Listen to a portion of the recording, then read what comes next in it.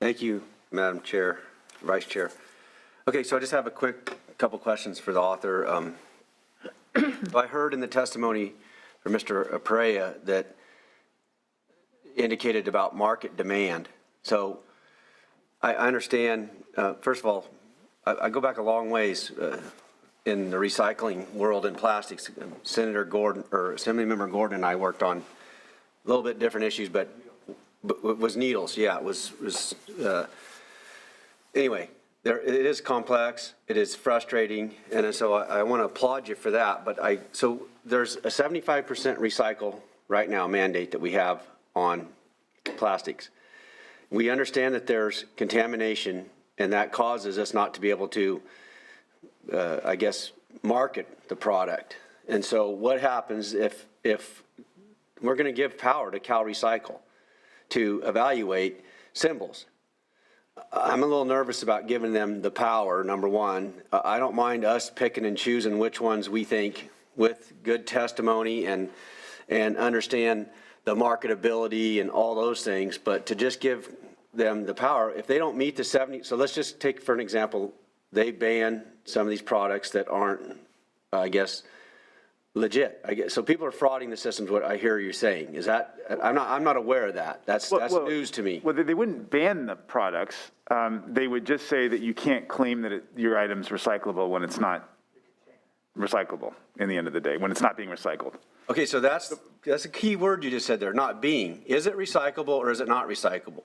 But this is tires are recyclable, but you can't get rid of them. I know. So this is where we need to have the discussion about. Absolutely, Senator. So this is one of the biggest problems in our system, and that is that there are a lot of products that are technically recyclable under perfect conditions. You can put them in a lab and fire them up at 1,000 degrees and at an incredible expense, turn it into something new, and that is technically recyclable. But in the real world, in real day life, everyday life, these items there's just simply no market there. Whether it be the sorting process, or whether it be the market, whether it be the cost or the energy expenditure associated with turning these things into something new, for whatever reason, these items don't end up getting recycled at the end of the day. Now, so we're trying to get some truth in advertising so that the general public, who doesn't realize that these items are not getting recycled, has a better sense. Now, here's the thing. If we can create an infrastructure for these items to be recycled, this bill actually provides a path for those products that are not being recycled now to get into the recyclable category. And I can talk to you about it if you like. But in the end of the day, what we don't want people to do is to continue to, put these chasing arrow symbols onto their products when, in actuality, thlike items are not being recycled. So, but in terms of incentivizing, I'm happy to chat with you about this. But like I'll take there's an on-ramp that we have in the bill that would allow manufacturers the opportunity to encourage consumers to recycle the product while they make the necessary investments to collect and sort and then reprocess it. And then they can, if they're able to create a mechanism where their items actually starting to get recycled, then they can put the chasing arrow symbols back on. So thank you for that clarification. I think that needs to be really daylighted out, that this bill is not about something that can be recycled. This bill is about, it's just not getting recycled because there's no market for it. That's really what you're saying. There's no, or the cost is too high. So when I go, a lot of factors. Yeah. Yeah.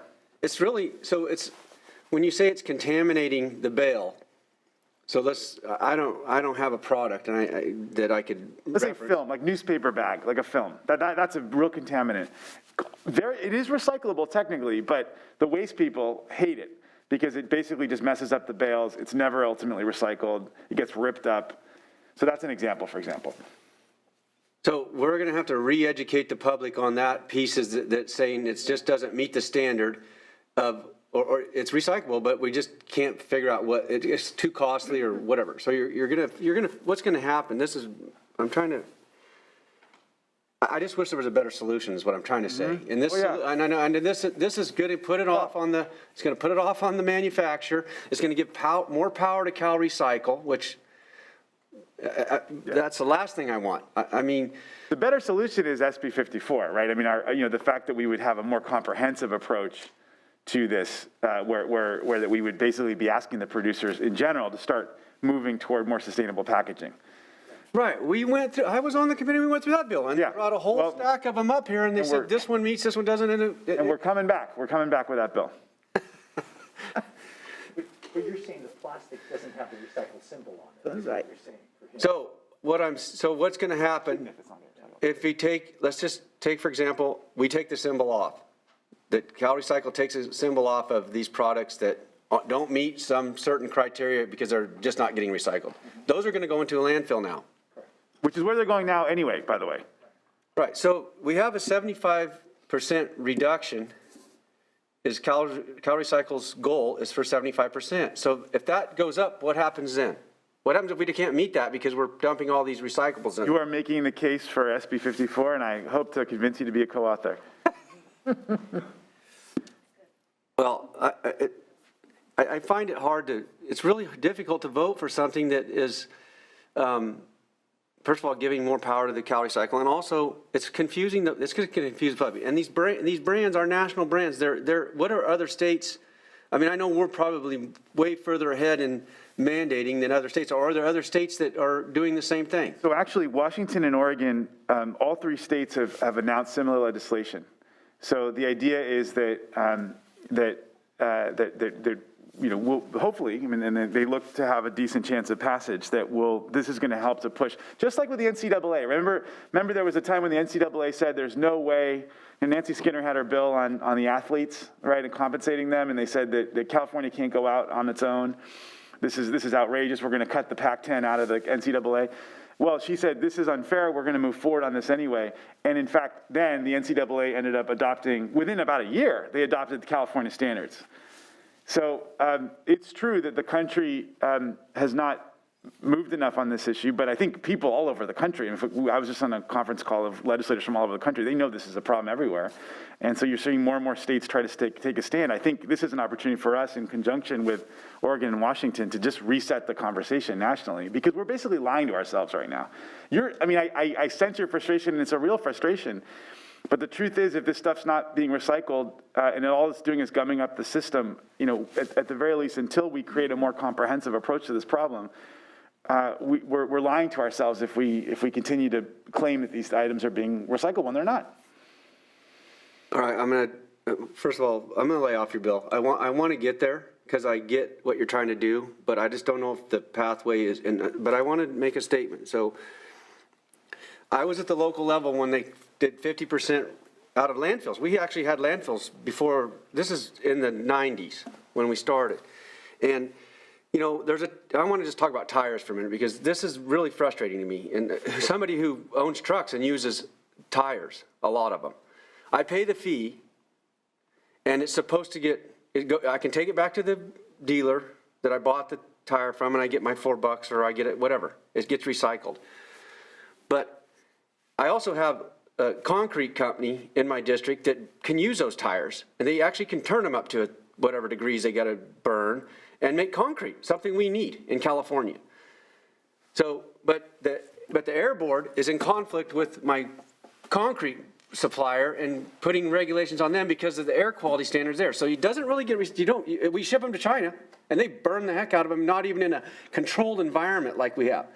And you want to talk about frustrating? It's like, and we feel good. We feel all good because we charged the money to the business for the tire. The tire got recycled, but it got sent to China and it got put in a boiler that's puking out smoke that I'm breathing. What did we do?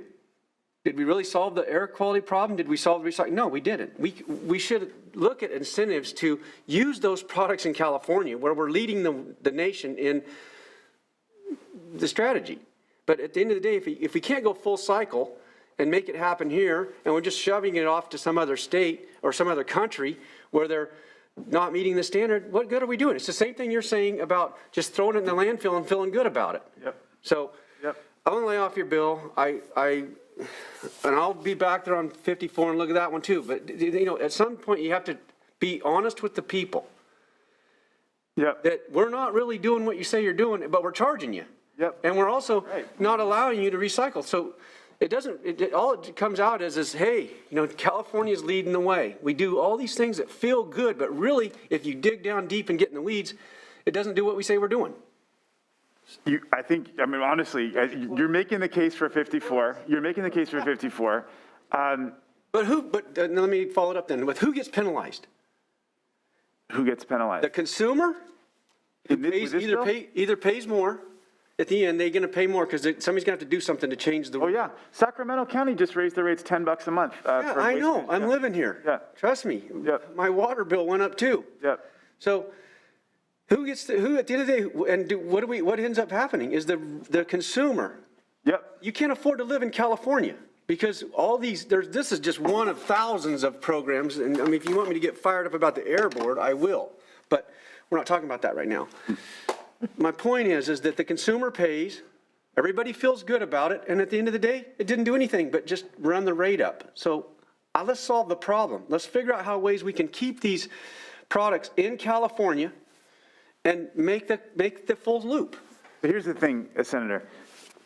There are some items that are very recyclable, some plastic items, the ones and the twos, right? It's the PET, and then you have the 3 through 7s, which are not.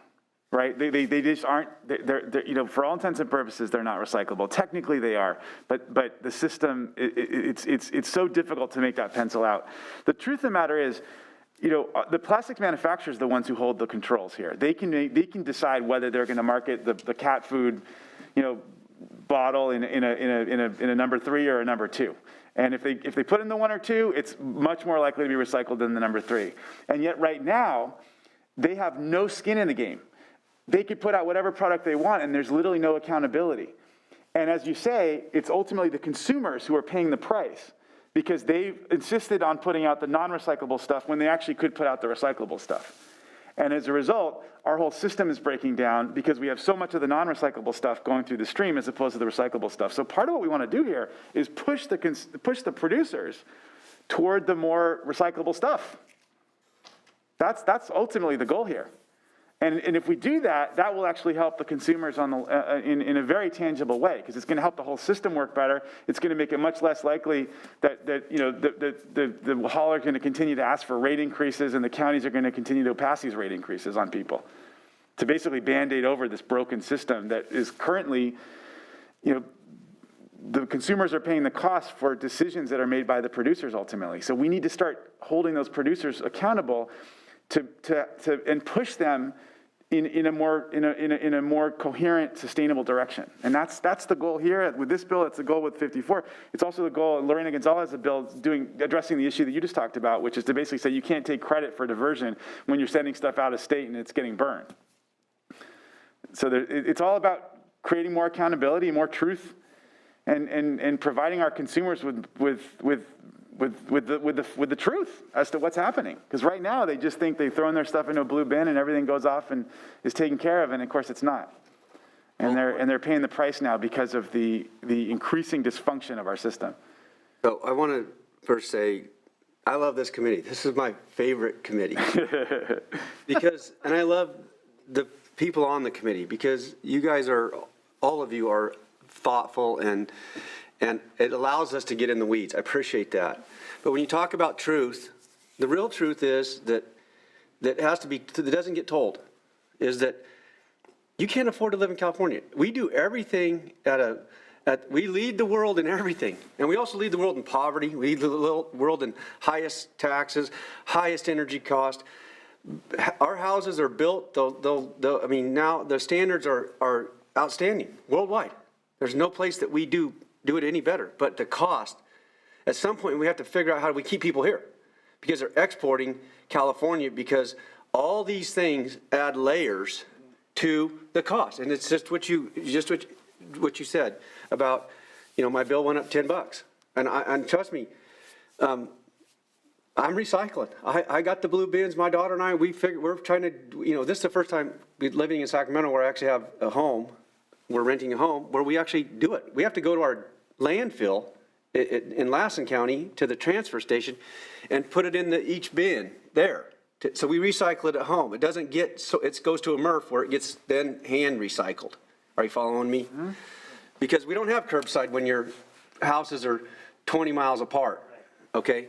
So I guess my point is that, you know, I'm gonna lay off your bill. I appreciate the committee. I appreciate the people on the committee. And I want the story to be told that, you know, at some point we have to factor in, is California gonna have any people left? Or is it just gonna have an elite bunch of people?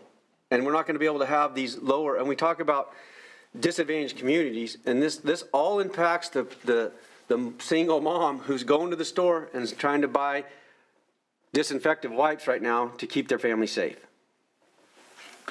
All I'll say is that there are some bills we pass here that do raise costs on people. This ultimately is about trying to lower costs on people, right? It's ultimately about recognizing the cost drivers that are driving our waste management system down and trying to come up with some solutions that will make the system more coherent and ultimately less expensive for regular folks.